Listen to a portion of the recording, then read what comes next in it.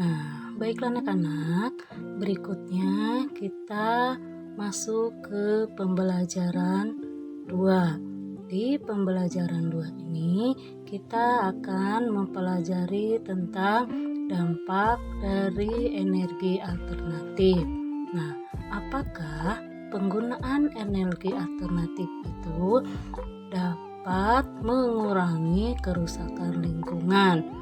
Apalagi yang bisa kita lakukan untuk mengurangi kerusakan lingkungan di sekitar kita.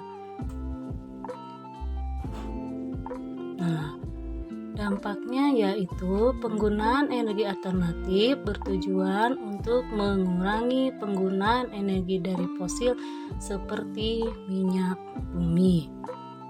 Nah, mengapa? Karena butuh waktu bertahun-tahun untuk proses pembentukan minyak bumi.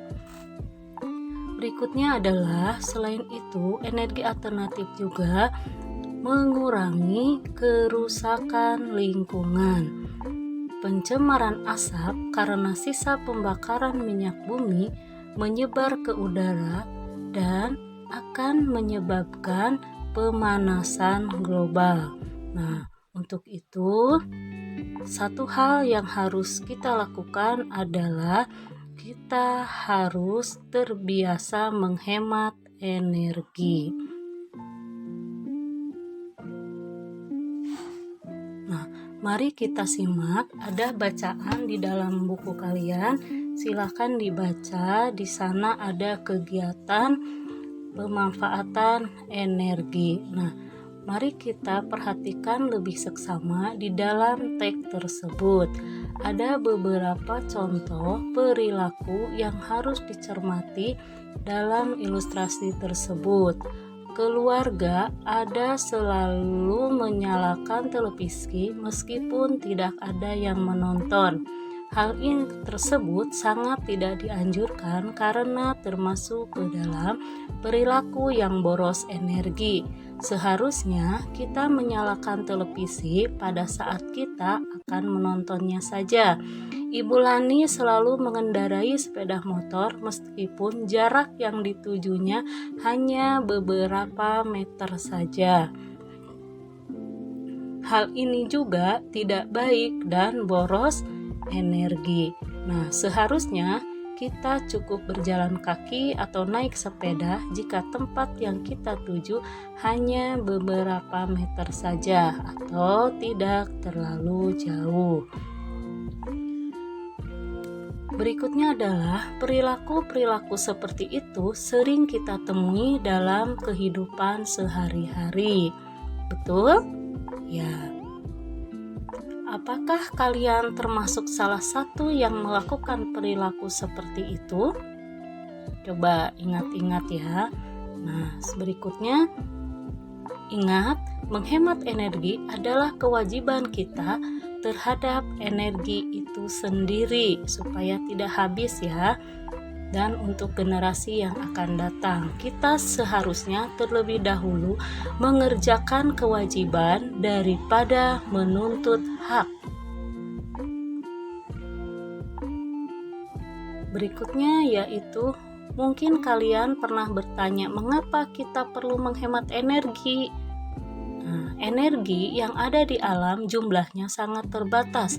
Jika tidak digunakan dengan bijak, maka energi tersebut akan habis. Sedangkan kita menghematnya. Sisa energi yang masih tersedia bisa kita gunakan selanjutnya. Bahkan hingga anak cucu kita bisa merasakan sumber energi yang ada di bumi ini. Jadi kita jangan membuang-buang dengan percuma, seperlunya saja. Berikutnya adalah dampak dari pemborosan energi. Nah, di sini mungkin kalian tidak akan menyangka ketika kalian sedang melakukan pemborosan, memakai energi membawa dampak yang buruk, bukan hanya bagi diri kalian sendiri, tapi bagi setiap orang yang ada di sekeliling kalian. Dampak yang bisa langsung kalian rasakan dari perilaku boros energi adalah melonjaknya pengeluaran yang harus kalian tanggung, seperti tagihan listrik yang melonjak. Walaupun uang belanja bahan bakar kendaraan pasti akan melonjak juga. Sedangkan dampak yang tidak secara langsung kalian rasakan adalah berkurangnya persediaan energi di alam, sehingga lambat laun akan terjadi kelangkaan atas energi tersebut. Contohnya bahan bakar premium yang sekarang sudah semakin jarang, akhirnya harganya menjadi naik. LPG juga semakin langka dan harganya pun semakin mahal dan akan menambah beban pengeluaran keluarga kita. Berikutnya yaitu cara menghemat energi. Nah, di sini cara menghemat energi contohnya yaitu yang harus kita lakukan yaitu gunakan kendaraan bermotor seperlunya, kalau dekat cukup berjalan kaki. Yang kedua yaitu menonton TV seperlunya, bila sudah tidak ditonton matikan. Yang ketiga, mandi menggunakan air mengalir, shower atau pancuran. Keempat, mematikan alat elektronik jika tidak digunakan. Selain menghemat, juga akan membuat barang tersebut tidak mudah rusak. Berikutnya adalah yang harus kita hindari, yaitu 1. Menyalakan lampu di siang hari. Nah, kalau siang matikan lampunya ya, karena sudah ada energi matahari ya, energi cahaya matahari. Kedua, menyalakan TV tapi tidak ditonton ya, itu tidak boleh. Yang ketiga, mandi dengan cara berendam menggunakan air yang banyak dan membiarkan alat elektronik tetap menyala. Berikutnya yaitu tugas untuk kalian. Coba tuliskan kebiasaan baik apa yang sudah terkait perilaku hemat energi. Perilaku apa saja yang sudah atau sering kalian lakukan di rumah yang berhubungan dengan hemat energi.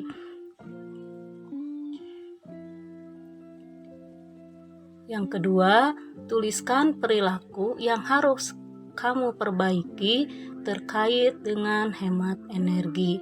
Selain dari tugas-tugas ini, silahkan kalian isi tugas-tugas yang ada di buku tematik sesuai dengan pertanyaan yang ada di dalam buku tematik, kemudian salin di dalam buku tulis kalian.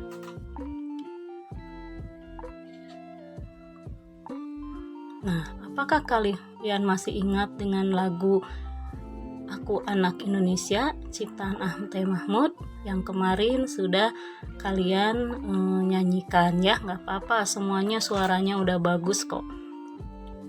Pasti semuanya masih ingat ya. Nah, di dalam lagu Aku Anak Indonesia itu terdapat judul ya, pencipta, birama, dan tanda-tandanya. Pada pembelajaran sebelumnya kita sudah mempelajari mengenai tinggi rendah nada. Nah, apakah kalian masih ingat? Nah, ada 3 kelompok nada. 1. Nada rendah dilambangkan dengan titik di bawah notasi angka. Yang kedua, nada sedang tanpa ada titik. Yang ketiga, nada tinggi titik di atas notasi angka.